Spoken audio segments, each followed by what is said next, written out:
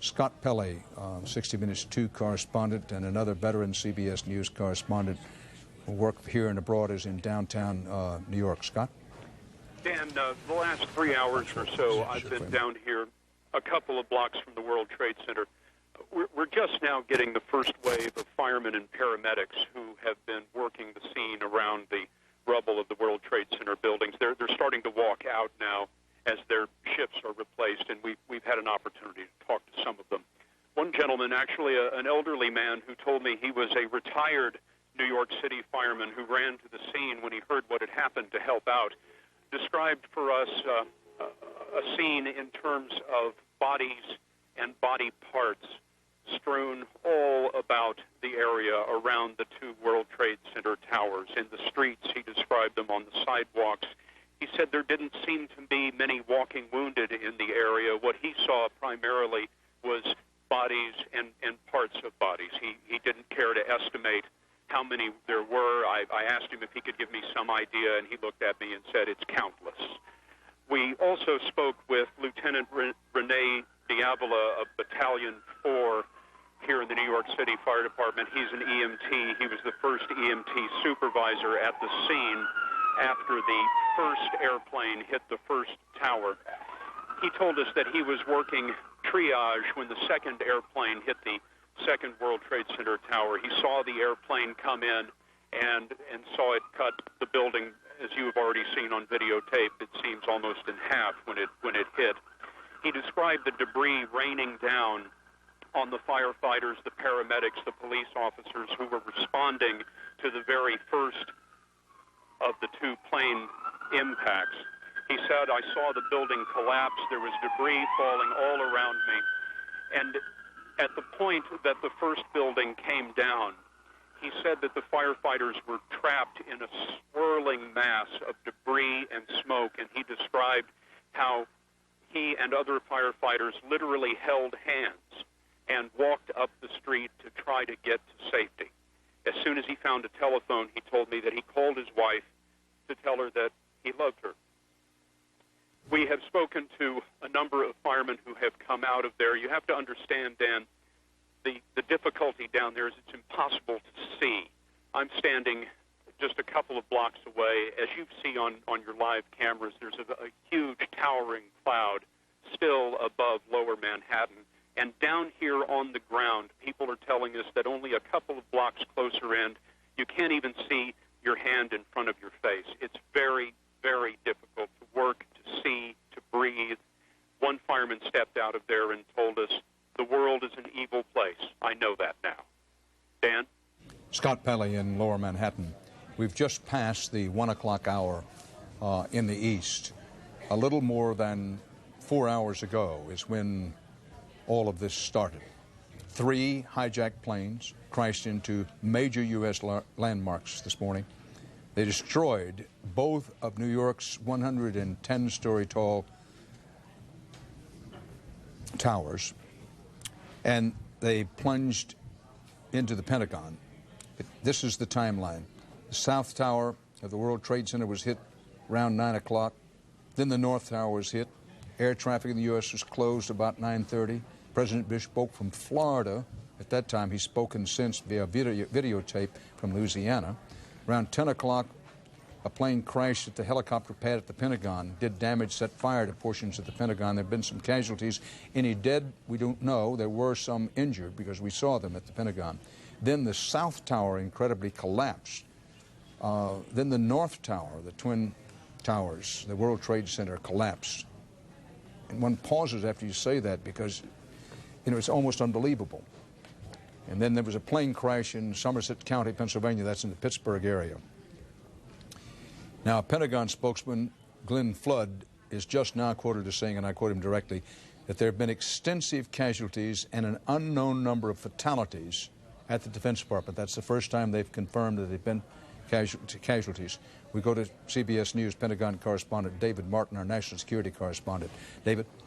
Dan, over my shoulder, you can see the fire engine still trying to put out the fire that began when the plane hit the building. If you were at a different location, you would be able to see that plane cut into that building just like an axe into a birthday cake. This is the west side of the building. People who were working on the east side of the building say they had their windows blown out and they saw a fireball. This for the largest office building in the world. So this plane caused extensive damage.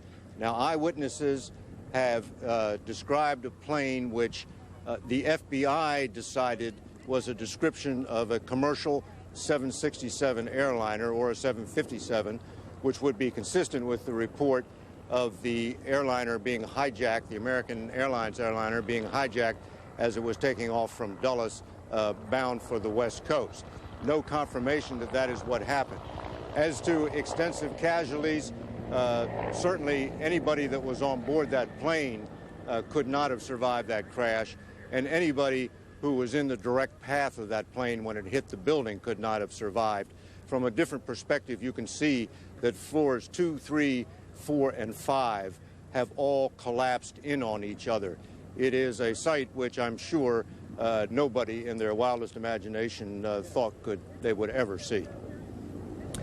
David Martin at the Pentagon, our national security correspondent. Jim Stewart, one of the best reporters in America when it comes to this kind of situation, has been working this story from the very beginning in Washington, and has new information about the early reports of a plane crashing at or near Camp David, the presidential retreat outside of Maryland. Jim? Dan, the FBI now is trying to sort together what has actually happened here and what they still don't understand. And what they do know has happened is, of course, 3 separate terrorist attacks in the United States: the World Trade Center, at the Pentagon, and some event that has occurred in Pennsylvania, including that affected a commercial airliner. Because of the proximity of that crash of the commercial airline in Pennsylvania to Camp David, there is a presumption by some in law enforcement that Camp David may have been the target of that attack. That, of course, was a hijacked commercial aircraft that we are told did not respond to repeated attempts to communicate with it either by the military or the FAA. Now, other things that the government is confirming at this hour. Number one, they received no warnings. They had no hint of any attack against domestic targets in the United States. Number two, they have not received any claim for any of these attacks from anyone. And number three, although they have no evidence that this is the case, they are assuming and presuming that there could be additional attacks within the United States and are reacting appropriately. To do so, they have set up command posts, we are told, in Washington, in Phoenix, and in Los Angeles. Moments ago, the Attorney General of the United States returned from out of town. He was taken by an armored car convoy to the FBI headquarters. Would you ask him, please? Excuse me, Dan, we have a little bit of confusion here in our newsroom at the moment. I can also say that the intelligence community is now saying officially that they do believe that these attacks have the signature, as one official put it, of the Al-Qaeda organization. That, of course, is the terrorist organization that is under the control of Osama bin Laden. They said that is, quote, our lead theory. Dan?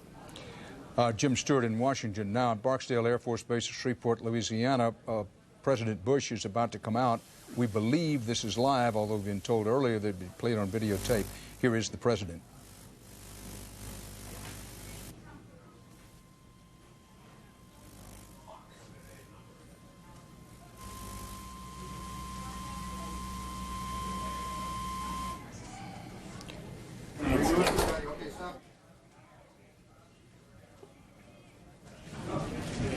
Well, folks, it's live television.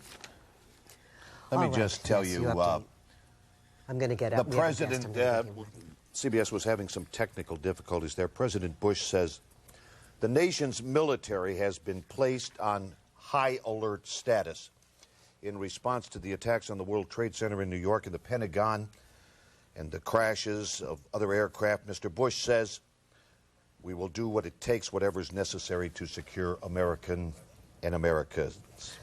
All right, we were listening to CBS, and they said the terrorist attacks that happened this morning, the 3 separate attacks in New York and the Pentagon, and possibly a 4th plane down in Pittsburgh that may have been directed at Camp David, the presidential retreat in Maryland, had the signature of the Al-Qaeda which is under the control of Osama bin Laden. We'll talk more about that, but we do have the tape of the president ready. Here's what he had to say. Freedom itself was attacked this morning by a faceless coward,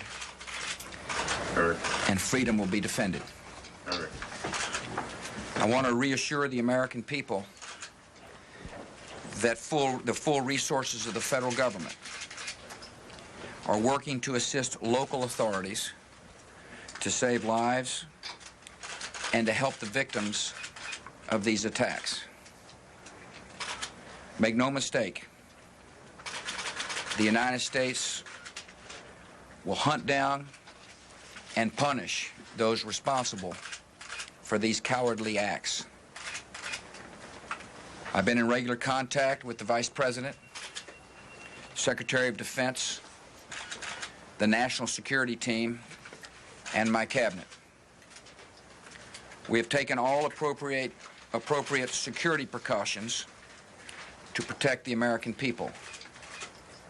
Our military at home and around the world is on high alert status, and we have taken the necessary security precautions to continue the functions of your government.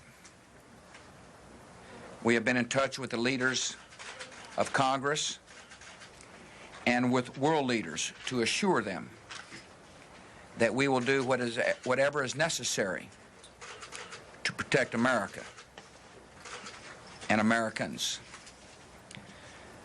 I ask the American people to join me in saying a thanks for all the folks who have been fighting hard to rescue our fellow citizens, and to join me in saying a prayer for the victims and their families. The resolve of our great nation is being tested, but make no mistake, we will show the world that we will pass this test. God bless. That was President George Bush in a taped message to the American people. The president was down in Florida at the time that the attacks began. He was taken to a Air Force base in Louisiana. Barksdale, Louisiana, outside of Shreveport, Louisiana. We're joined now by Dr. Gerald Post. We heard him earlier on the phone. He's an international terrorism expert and a professor of political psychology at George Washington University. Dr. Post, thank you very much for being with us. We heard CBS say that the bombing was the signature of the Al-Qaeda, which is a terror cell under the control of Osama bin Laden. What is their signature, and do you agree? I recently had the opportunity of testifying in federal court on the trial of the bombers before? The bombers in at our embassies in Tanzania and Kenya. That was unprecedented, the simultaneous attack on two targets within minutes of each other. The logistics to carry out the hijackings, to coordinate this in such a sophisticated fashion, I know of no other group that could have done this. So Hamas and the Islamic Jihad coming out denying any involvement, do you think they could have done it and could just be a red herring? I do not believe they could have or would have done that. Why would this group do this? What is it about Osama bin Laden and the United States that he wants to wreak havoc on this country? Well, in many ways, he has come to be identified, especially since Kenya and Tanzania, as a major opponent of the United States, as in some ways with our promotion of the world's #1 terrorist. And unlike other terrorist groups, many of whom wish to get an international audience, for the radical Islamic terrorists, they are killing in the name of God. They are, and thus they are able to really induce a number of alienated youth to join the movement and to be feeling a part of this. Willing to give their lives, a suicide mission. Incorrect to call it a suicide mission. Why, sir? Because suicide is proscribed in the Quran, seeking martyrdom, and they make this distinction again and again and again. And I've recently had the opportunity, we've gone now through some 33 interviews of incarcerated Middle Eastern terrorists expressly addressing both the question of willingness to commit acts of mass casualty terrorism as well as suicidal terrorism. And the lack of a moral red line which would in any way deter them was quite striking. These were normal individuals. That's also what is quite terrifying. Professor Post, we want to play a response from the Taliban to this morning's terrorist attack. Does the Taliban categorically condemn these attacks on the United States? طالبان مرحله وارده امریکا باندې دا حمله وکړي موږ د توریزم ټول انواع همیشه غندلې د پخوا څخه په دې باره کې پالیسي ښکاره.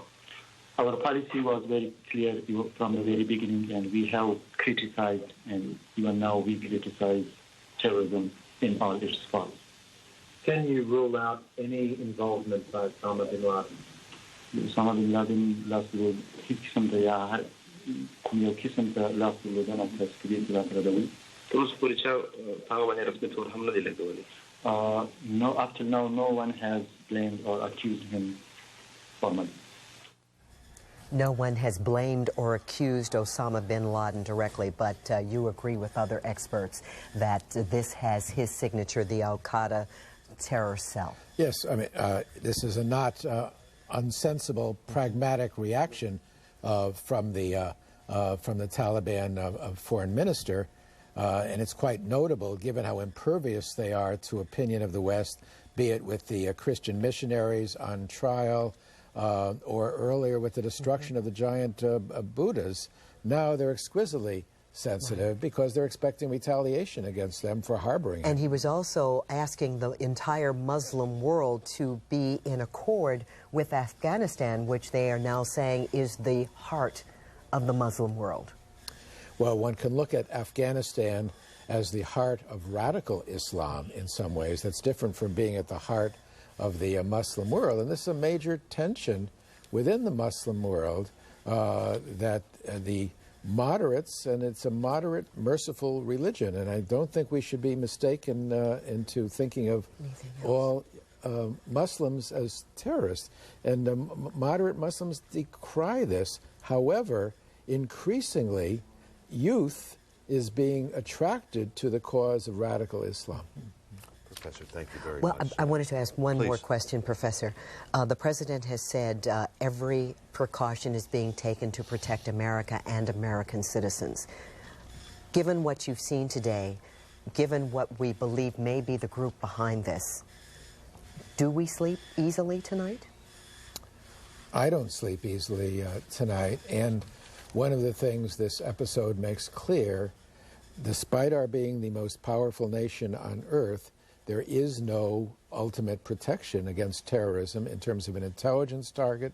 It's almost impossible to penetrate these groups. Conventional deterrence does not work. Whom do we deter?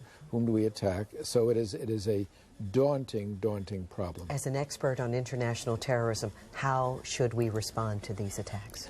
Well, in the first place, I don't think we should leap to any kind of response. This just perpetuates the cycle of violence, especially if we strike out without it being clear. If we find this is associated with a particular country, then we may well wish to make a proportionate response. But if this is a sub-state terrorist group, such as the al-Qaeda, whom I believe it probably is, I think our hands are going to be tied. Professor Gerald Post, thank you very much for being with us. My pleasure. One of the terrorist targets, the Pentagon, took a direct hit. Dave Statter is there with an update. Dave? We've just heard, as you can see, by the way, the fire still burns out of control here at the Pentagon. It would seem they have it somewhat contained, that it's not spreading beyond, too much beyond where we've seen it for the last hour or so. There have been some very brief briefings, I should say, from the Pentagon in a makeshift area. Mike, if you can just pan over to your right over here. Many people are familiar with the Citgo station, which is the naval quick mart, so to speak. It's only for military quick mart. It's only for military personnel near the Pentagon. This has been set up as a press area because, of course, the press cannot get into the Pentagon, and we're getting some briefings. We've heard from an admiral who said this today.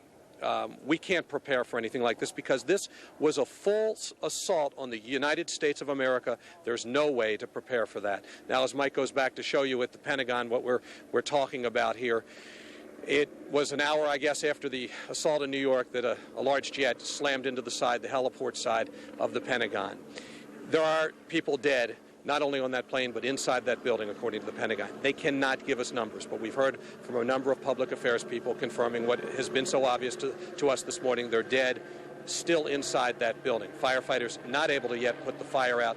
Great deal of smoke and fire trapped in what you would call the bowels of this building that firefighters are having a tough time getting to. We have on occasion seen flames pouring out of this side of the building. Heather, you have another eyewitness here? We do. And I just misplaced your name. Tell us again, you were actually inside the building. Yes. My name's Willie. I work in the basement on the north side of the building. And, well. Yeah, we're not. Okay. Oh, well. Sorry. Thanks so much, Willie. I know you've been hanging out. So. Yeah, I know. Well, I might just grab you again and then we'll back on. Didn't mean to stab you with the pen. All right, Dave Statter and Heather Cabot at the Pentagon, where that building is still on fire. Flames are still erupting, and the middle section, as you can see, has collapsed, and there is loss of life and dead still inside that building. Many of the injured have been taken to the Virginia Hospital Center. Jennifer Ryan is there. Jennifer, can you hear me? Yes, Mike, I can hear you. Go ahead, we are here at Arlington Hospital. This is the primary hospital that is responding to all the folks that are coming from the Pentagon with injuries. We still have folks with the trauma unit out here on the curb waiting for more people to come in, and they do expect more. Right now, the number is at 26. All Pentagon workers, civilian and military. All 26 victims have been brought to this area with injuries that really range from cuts and bruises to burns, shortness of breath. They do have one person in surgery, and they do have 2 people, we're told, that are being ready to get discharged today. So their injuries definitely vary. We also have video for you. The video, absolutely amazing. The first patient arriving at 10:35 this morning. They came in all different modes of transportation, by ambulance, by personal vehicle. Some people loaded 2 and 3 deep with victims pulled up in vans and their own personal sport utilities trying to bring people here. Police cars brought people. Military personnel brought people. Again, 26 in all at this hospital, and they are all Pentagon workers. We have a severe shortage medically in the city and around the area. We are in desperate need of blood in the area. If you can donate blood, you're asked to go to one of the blood collection services or call the Red Cross. They also need over at the Pentagon IVs, tubes, oxygen tanks. We've seen deliveries here today. The Red Cross came in with blood. We saw other hospitals. Sibley came in with all kinds of supplies today.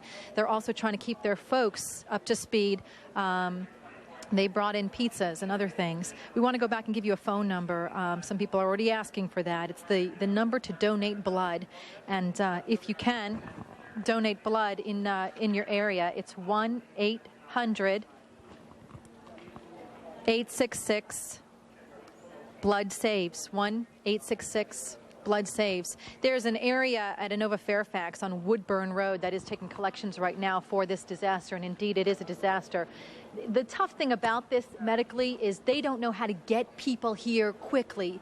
The roads are so bound up. I talked to an ambulance crew and they said it's taking at least twice as long, if not longer, to try to assess who needs help the quickest, to assess them at the area and move them through the traffic here. So that is another challenge this morning. But again, there are 60 open beds at this hospital. They have 320 beds available. The hospital runs between 85 and 90% full at all times. And they do say that they have some people that are on their way and that they could bring more here. So we're standing by, of course, for more casualties this morning. But so far, we've got 26 people who have been brought to this hospital. We have no fatalities at this time. There's been a question about biological warfare. Was it used? A couple of interesting things. The hospital said, as far as we know, we have no sign of that yet. But you might remember over the weekend, Fairfax County had a huge drill in preparation for IMF World Bank. It was a drill that used weapons of mass destruction. It was a realistic type drill, but it was just a mock trial. I asked an ambulance crew from the Fairfax County area, so what are you doing now? We've got the real thing in front of us. Are you taking precautions? And they said no. And then he said, you know, if we were dealing with weapons of mass destruction, it would almost be too late for some of the crews in the field. But again, I want to mention that they do not think they're dealing with biological weapons at this point. A lot of people were concerned because there's smoke in the area. But at this hospital, Arlington Hospital in Arlington County, they don't believe they're dealing with that. But they're leaving the possibilities open, of course, for anything. And they're also expecting more people to come to this area from the Pentagon. That's the very latest from here. I'm Jennifer Ryan, back to you at Broadcast House. All right, Jennifer. And Jennifer mentioned Fairfax County's Urban Search and Rescue Team. They are standing by, just waiting for the word from the Federal Emergency Management Agency. They're on alert to go to the Pentagon to assist in search efforts at the scene of this morning's terrorist attack.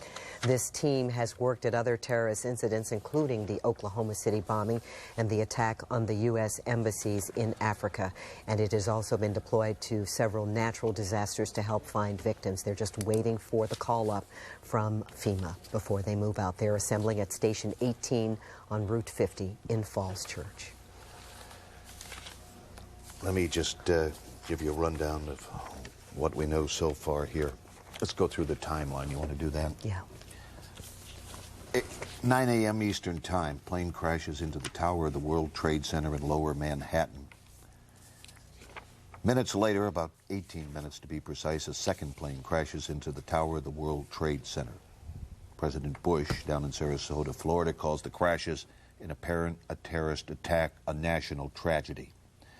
Then about 10 o'clock, an aircraft crashes near the Pentagon, about 40 minutes after the attacks in New York City. Government buildings in Washington, including the Capitol, the White House, are evacuated. The FAA shuts down all aircraft takeoffs nationwide. You go outside now, you're going to hear jets. Nothing. Those are fighter jets.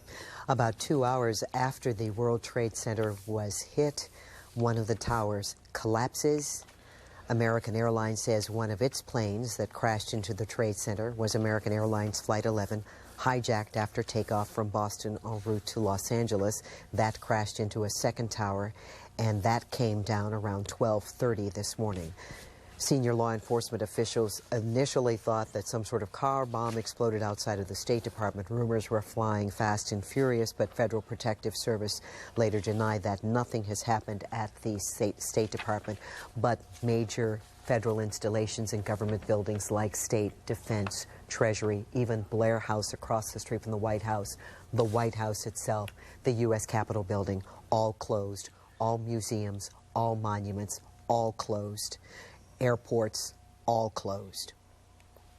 No rail traffic leaving Union Station. That means Amtrak, VRE, and MARC. No Metro Rail station traffic at National Airport and at the Pentagon. I have some tape shot a bit earlier at the Pentagon. Let's take a look at that. As we said, it was about 10 o'clock when the jetliner plowed into the E-wing, the Pentagon. If you're driving down 395 and you're getting ready to come across the 14th Street Bridge, this is the area just the other side of the helipad.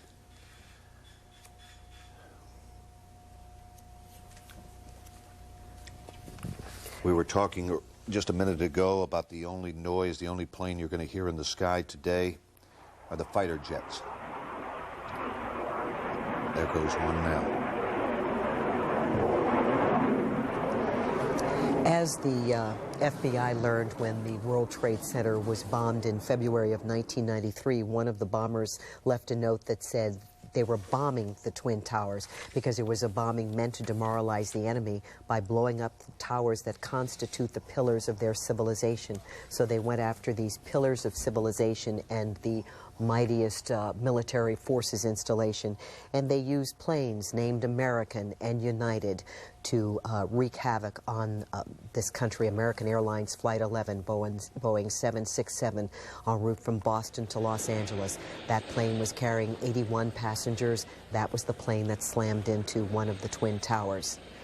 American Airlines Flight 77, a Boeing 757 en route from Dulles Airport, bound for Los Angeles, was carrying 58 passengers, 4 flight attendants, 2 pilots. United Airlines Flight 93, a Boeing 757, crashed southeast of Pittsburgh. Not exactly sure whether this was part of the terrorist attack, but it was close enough for the FBI to be on alert because it was in the vicinity of Camp David. And then, of course, there was United Airlines Flight 175 bound from Boston to Los Angeles, carrying 56 passengers. Dave Statter is at the Pentagon. Dave? David? Mike, we heard a little while ago from Rear Admiral Craig Quigley, who's the Assistant Secretary of Defense for Public Affairs, and he's the gentleman that gave us the quote earlier. This was a full assault on the United States of America. There's no way to prepare for that, as prepared as he says that they are here for this. He also told us that Secretary of Defense Donald Rumsfeld was in the Pentagon at the time of the attack. He's now in the National Military Command Center. That's as of a few minutes ago. Everybody's wondering about the people they know who work at the Pentagon, whether it's their family, whether it's their friends. There is not, that we know of, a hotline set up, unless you've heard word back here, but Admiral Quigley did not have any information about a hotline other than they're going to try to set one up so you can find out about your loved one, about your friend. Again, the fire continues to burn here.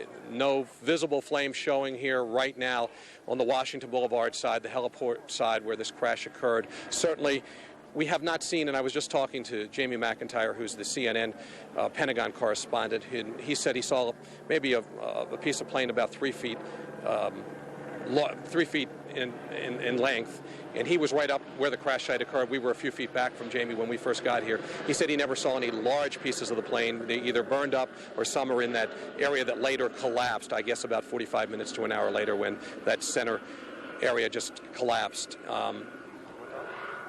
Jamie's with me now. I've got Jamie McIntyre, CNN Pentagon correspondent. Jamie, what have you learned?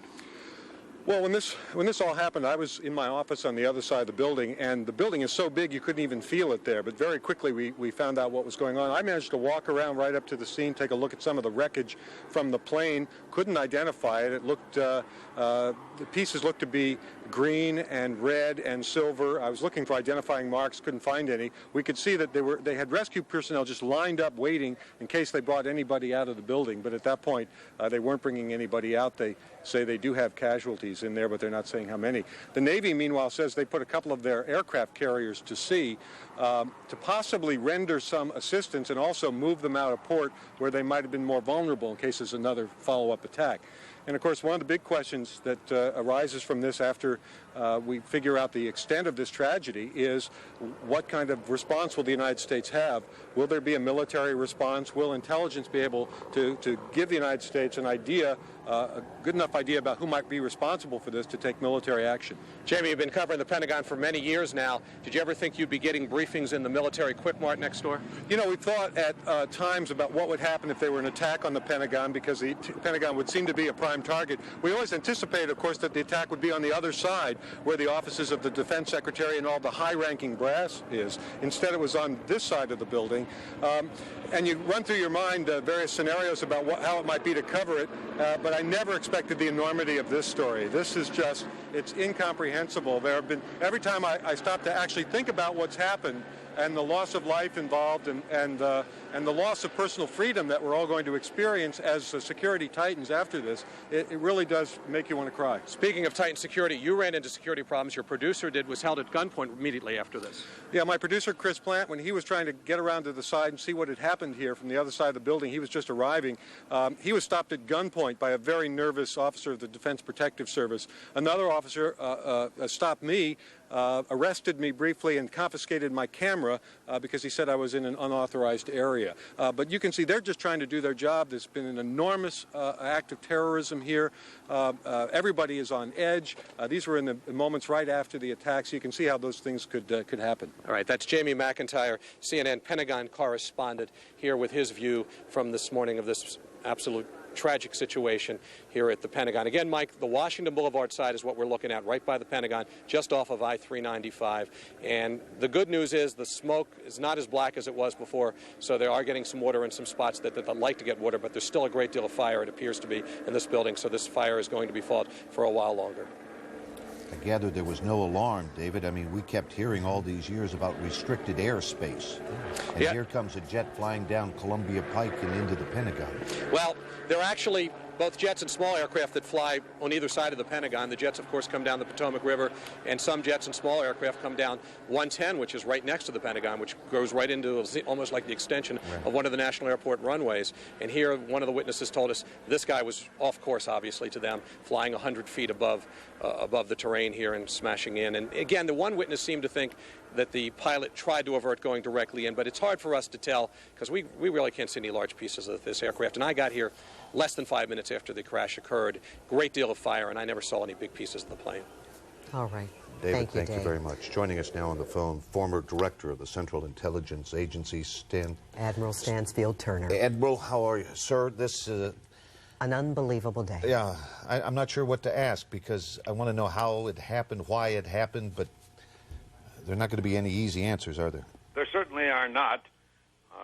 Clearly, we need to have improved intelligence to deal with this situation.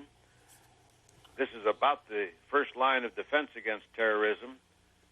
It's a very difficult nut for us to crack. In this instance, for instance, the basic intelligence is done by the FBI because it's inside the United States. But on the other hand, we almost assume that the perpetrators are from overseas and therefore the CIA is involved. But getting the right leads and getting the right information is a very difficult proposition. I think we also have to enlist the support of our friends overseas, the French, the British, the Germans, and so on, so that we have a clearinghouse whereby little pieces of intelligence that come in from one place or another all get funneled into the same central point. And some piece that you think is not important, perhaps, becomes very important when you add it to 2 or 3 other pieces that you've got. Admiral, I mean, we're talking about 4 passenger jets that are hijacked. One crashes in western Pennsylvania, one goes into the Pentagon, 2 go into the World Trade Center. Shouldn't there have been an alarm someplace? I mean, these obviously the pilots of these American and United jets didn't fly these jets into the buildings. These were trained pilots who hijacked these airliners. No question about it. This is a very sophisticated operation, and one would hope that there would be some clues and that our intelligence would pick them up. I will say again, though, that it's a very tough proposition to do. Admiral, how tough will it be then to formulate an appropriate response? We will be between a rock and a hard place here. We can go and bomb Osama bin Laden or somebody, as we did a few years ago after the bombings of our embassies in Kenya and Tanzania. But that really takes us on the other side of the law. It makes us terrorists if we don't really have solid evidence, which we did not in that case. On the other hand, if we pursue a law-abiding approach to this, it may take a number of years, as it did with the World Trade Center previous attack, and which has resulted in the people who perpetrated that going to jail. The question is, will we be patient enough to do it by painstaking, sleuthing, legal means, or will we feel we've got to lash out? We've got to find a happy road in the middle here, and I think be careful that we don't lash out too quickly without really solid evidence. Admiral, you know, there have been some people asking, is there any particular significance to why the attacks today? Is there anything about this date, September 12th, that should have set off alarms? Do you know of any reason why today might have been the day? No, I don't. That is a good thing to pursue, but I don't relate to September 12th in any way. Admiral, you didn't think you'd ever see anything like this in your lifetime, did you, sir? To see those towers collapse is absolutely no. One almost wouldn't think it could be done to begin with. In the second place, the probability of somebody being able to maneuver 2 airplanes into 2 of those towers with in a short time of each other just is almost beyond imagination. Sir, I thank you very much for your time. Thank you, Admiral. Truly. Just getting information, a London-based Arabic newspaper, an editor of that newspaper says he received a warning from associates of Osama bin Laden, but the editor said he didn't take them seriously. I'll get you more information on that in just a minute. We just wanted to let you know, Rick, after the meeting with D.C. Mayor Tony Williams and top city and police officials, the district is now under a state of emergency, officially under a state of emergency. The nation's capital, the District of Columbia. Mayor says just wants to be ready in case of any other incidents. The state of Virginia is also under a state of emergency, which allows the governor to call up troops, and he has put the Virginia National Guard on alert and has called up 300 Virginia Air National Guard. They're on standby as well in the event, and especially the governor was saying to cover ports along the East Coast to protect them in the event of still further attacks. Let's go back. It was just a short time ago that President Bush spoke to the nation from an Air Force base in Louisiana. Let's listen to that. Freedom itself was attacked this morning by a faceless coward, and freedom will be defended. I want to reassure the American people that the full resources of the federal government are working to assist local authorities to save lives and to help the victims of these attacks. Make no mistake, the United States will hunt down and punish those responsible for these cowardly acts. I've been in regular contact with the Vice President, Secretary of Defense, the National Security Team, and my cabinet. We have taken all appropriate security precautions to protect the American people.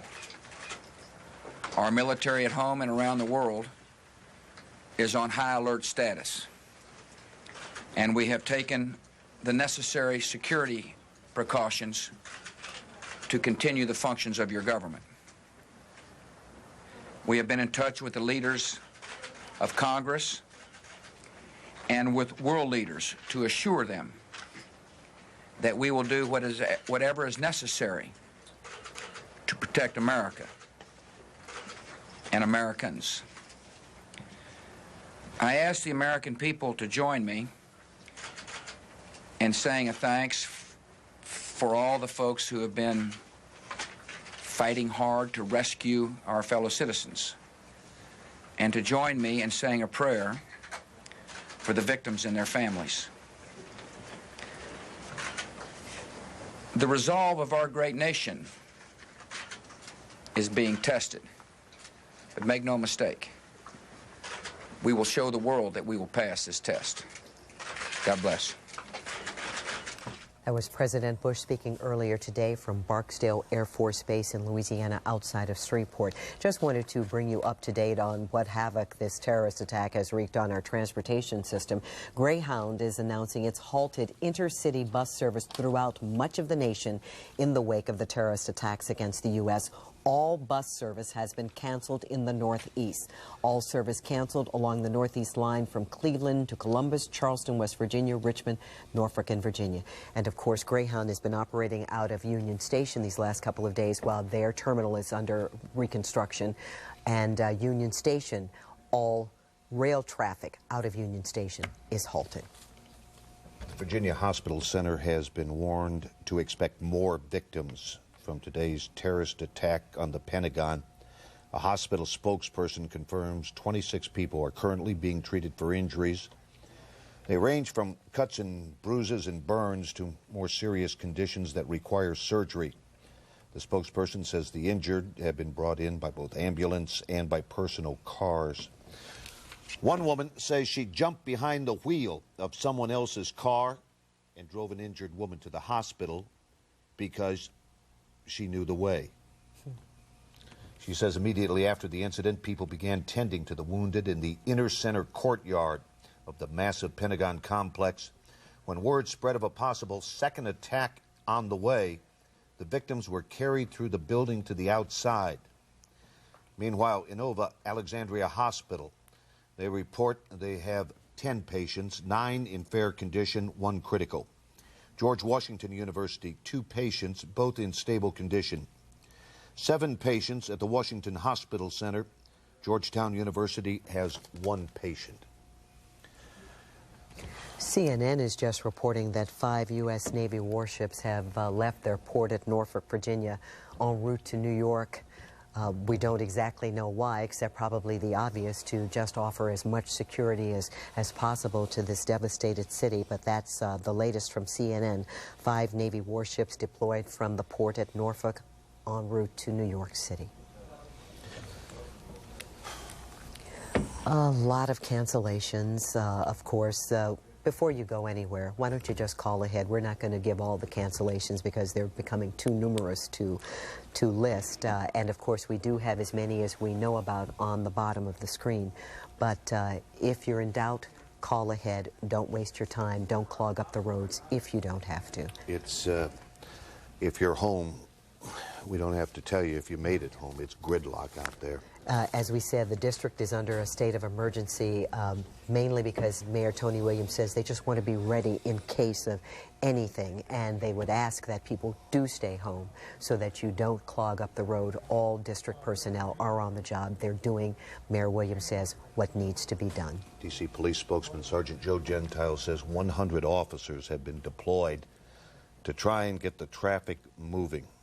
Some people are calling saying it trip that normally takes 30 minutes to get home, it's 3.5 hours. These officers are being placed at key intersections, and we understand that the D.C. National Guard is also prepared to help in with traffic control. Look at that picture. You know, this is going to be one of those days people are going to be asking, where were you? The day Kennedy was assassinated or anything else. We'll never forget this day, and unfortunately. Let's go to Lauren Ashburn. She's at the USA Today building in Roslyn. Lauren?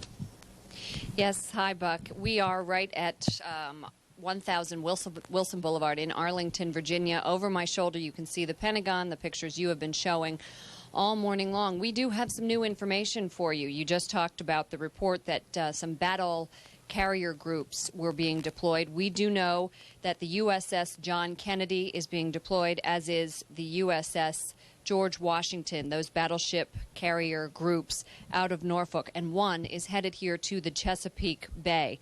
We also would like to share with you, I know you have been all morning and all afternoon, talking to people who saw and witnessed this horrific crash. One person was on his way to work here at USA Today headquarters. He's Joel Zuckerman. Joel, tell us what you saw. Well, we were stuck in traffic. Nobody was moving much, and we heard a sonic boom. All of a sudden, saw a jet, what appeared to be an American Airlines passenger jet, come screaming just a few feet above the highway, which runs to the west side of the Pentagon. Within a second or so, it slammed into the west side of the Pentagon. There was an explosion, flames shot up, there was white smoke, and then within seconds there was thick black smoke surrounding the area. How are you sure this was an American Airlines jet? What did you see? I saw a plane, a jet with silver, it was painted silver, and then there was markings along the window, which reminded me of an American Airlines jet. Were they red and blue? That's correct. They were red and blue. And what happened on the ground at that point? Did you stop and get out of your car? What happened? Well, everybody sort of stopped. There were a lot of people that did get out of the cars. I did not. You know, I was just worried that there would be another impact seconds later, and without being able to maneuver away from the scene, another impact could have shot flames, and we all would have been toast. We here at USA Today spoke to Lawrence Eagleberger, and he said that this is the biggest attack he can ever remember since Pearl Harbor. Now, the big question, of course, Buck and Andrea, on everyone's mind, who is to blame? Well, no one will go on the record, but our Jack Kelly does have some information. Nobody knows at this point. Nobody will say on the record, but the main suspect is Osama bin Laden. He is the only one out there with the sophistication and the wealth to pull off something like this. Are we prepared to retaliate? Is this war? Lawrence Eagleberger, the former Secretary of State, says that this is an act of war. This is the biggest declaration and the biggest equivalent to Pearl Harbor that we've had in 60 years. And we've also talked to terrorism experts who say someone, somewhere, blew it. Military intelligence did know that there was some sort of plot on U.S. soil. Lauren? Yes. Repeat your last About sentence, military please. intelligence?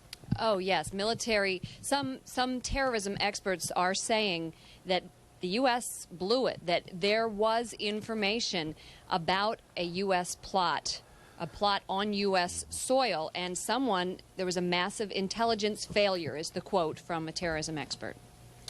And no one acted appropriately. All right, again, it is September the 11th, Tuesday, but again, there is no connection to this date being significant, any reason why this attack. Just wanted to let you know the Fairfax Urban Search and Rescue Team has been activated by FEMA, the Federal Emergency Management Agency. The 70-plus members of the team are expected to be at the Pentagon in about 10 minutes to help in the search for victims.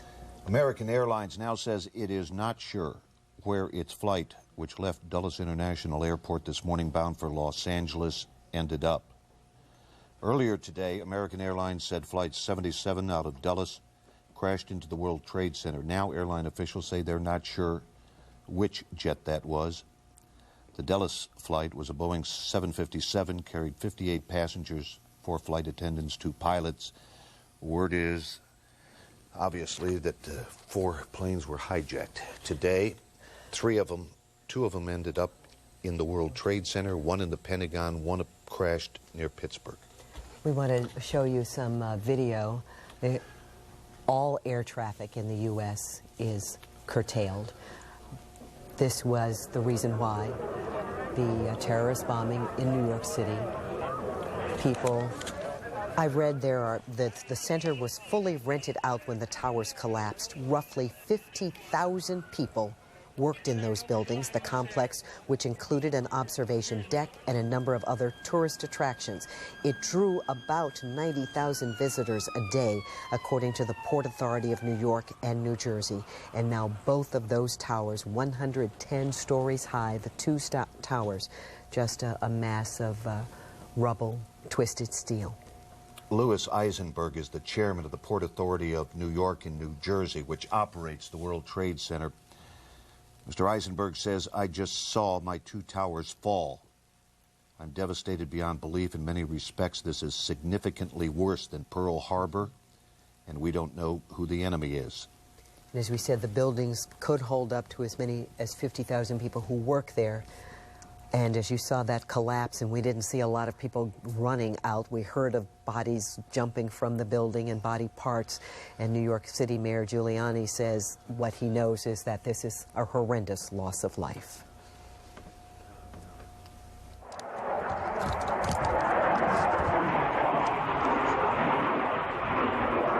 The only thing in the air over the Washington area, frankly over the United States right now, military jets, aircraft, helicopters. The FAA has grounded all planes. No planes will take off the rest of the day. Had one friend flying in from California. He made it as far as Kansas. The FAA told all aircraft in the sky to land at the nearest possible airport. We have Hussein Ibish on the phone of the American Arab Anti-Discrimination Committee. I'm sorry if I got the title wrong. No, that's exactly correct. Thank you, Mr. Ibish, for being with us. Your reaction to what has happened today? I'm devastated. I'm absolutely appalled. I think that the entire nation is in a state of shock. I don't think we were prepared for this at all. I think that all Americans were the target of this despicable, reprehensible set of actions. And the Arab American community, and I know this not just from my own reaction, but from talking to my friends and my colleagues all morning long, is really devastated by this. We are horrified. We feel attacked ourselves as much as any other group of Americans, And we are in a state of shock and utter devastation. Mr. Ibish, you say you feel under attack yourself as any other Americans, but even more so, do you think that there will be people who will look at Arab Americans and see only terrorists instead of human beings? Sometimes that has happened, but I think that we have had enough experience with rushes to judgment in the past with the Oklahoma City bombing and TWA Flight 800 that we know that, first of all, that you can only hold individuals responsible for their actions and not blame entire groups of people or ethnicities or religions or anything like that. I think Americans know that. They're fair people. They understand that. And I think also that we know that until the police work is done, and this conspiracy is so massive, so gigantic, that I have confidence in our law enforcement officials that they'll be able to get leads very quickly, and that I'm sure we'll be able to bring the criminals to justice, and I hope we do. So that we should, of course, recall that sometimes we've been sure that, attacks on things like the Oklahoma City Federal Center or the Murrah building were originated outside our country, and they turned out to be, from groups based within the United States. Yes. So we should be cautious and proceed, with due deliberation and resist rushes to judgment. But I think we do need to stand together as a society and, make sure that the criminals who are responsible for this are brought to justice as quickly as possible. Mr. Ibish, thank you very much, sir, for speaking with us. Well, thank you. I hope he's right. I hope so, too. Again, we are looking at twin devastations of two symbols of American power.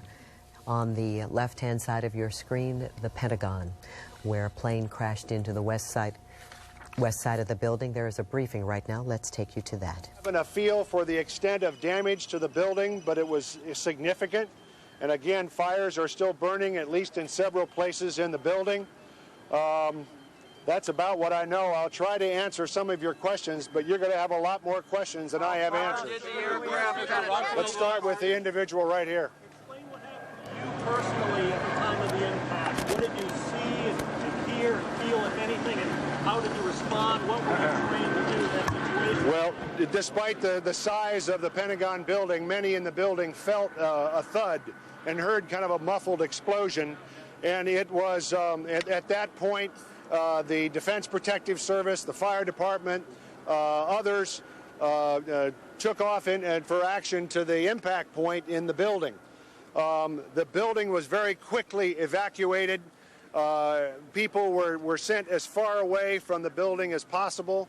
Many people were sent home. And again, with a request, please call your loved ones right away to let them know you're okay. People were, again, sent as far away from the building as possible. We didn't know what might happen next, and the fire was burning very fiercely at that point in time. Sir, where are the injured being taken? Go ahead. No, I sensed no panic. People were moving very quickly for the exits to the building, but it was all very controlled. Yeah. I'm sorry, say that again. Is the FBI handling this exclusively, or is there any military organizations that are helping with the investigation? Well, I'm sure the FBI will probably have the lead on this as any domestic sort of circumstance.